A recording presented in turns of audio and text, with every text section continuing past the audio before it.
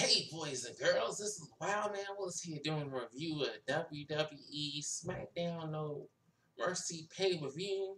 I'm not going to really go into the matches by match order. I'm just going to go through some of my thoughts of many of the matches. And I have to say this was a well-paced pay-per-view. Exciting from beginning to middle to end. Only maybe like 2 filler matches, but most of the other matches in the pay-per-view was very important. They started off with the title match because we all know that they had the debates tonight, so they was trying to hook people in from the start. Cena, Dean Ambrose, and AJ Styles put on a hell of a match. It was a triple threat. Of course, that means no disqualification. AJ Styles win because he got sick of that mess and just brought in a chair and took advantage of the situation and won the match. I know some people was like, AJ should have got the clean win. He don't need a clean win. He's a heel. And he took advantage of the no disqualification in the match.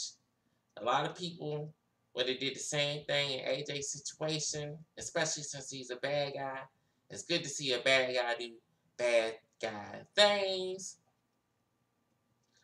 Unfortunately, we didn't have a women's titles match because Becky Lynch is out of action at the moment. So they replaced that match with Naomi versus Alexa Bliss. Very sloppy match, but it came at the right time because they needed a buffer near the end of the show. So that was a smart move to do. Heath Slater and Rhino versus the new heel Usos. Good for them that they had a change of pace. They got rid of all their dumb little face gimmicks and come out looking heels. Great for that. Good to see Heath still as tag team champions with Rhino. Let them keep that a little bit more. That's pretty cool. The match of the night for real was Dolph versus Miz in my eyes because both of them guys just killed it.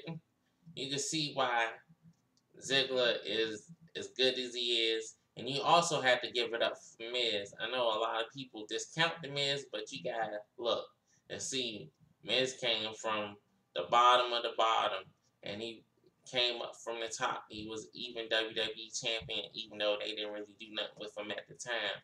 But still, those two guys killed it in that match, and you got to give it up to them.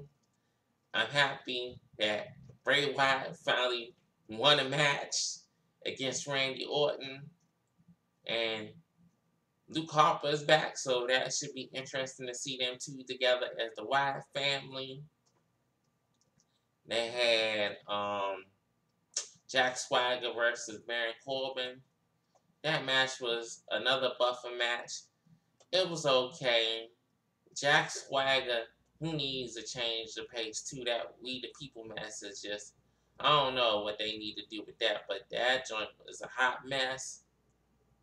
We had Carmella versus Nikki Bella. They pulled off a good match. Carmella is a good heel. She plays all that pretty well. She been attacking Nikki for the last couple of weeks, so that storyline was pretty cool to see. Everybody put their heart and soul in this match. It was only one match that was sloppy.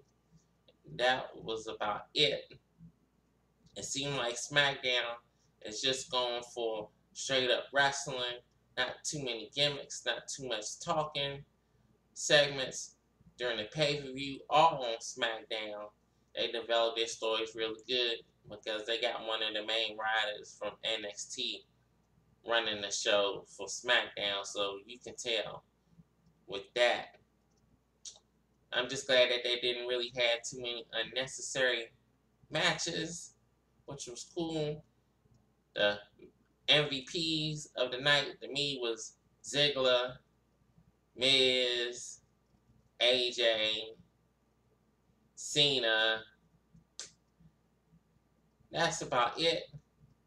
Bray Wyatt, it's a long time coming from him to actually win a match and to be in the main event at the end of the show being victorious was a great thing to see, because I know a lot of people are Bray Wyatt fans, and hopefully this will be a start for him to be great, and hopefully they'll do something with him and just not have him eat the match when at another pay-per-view.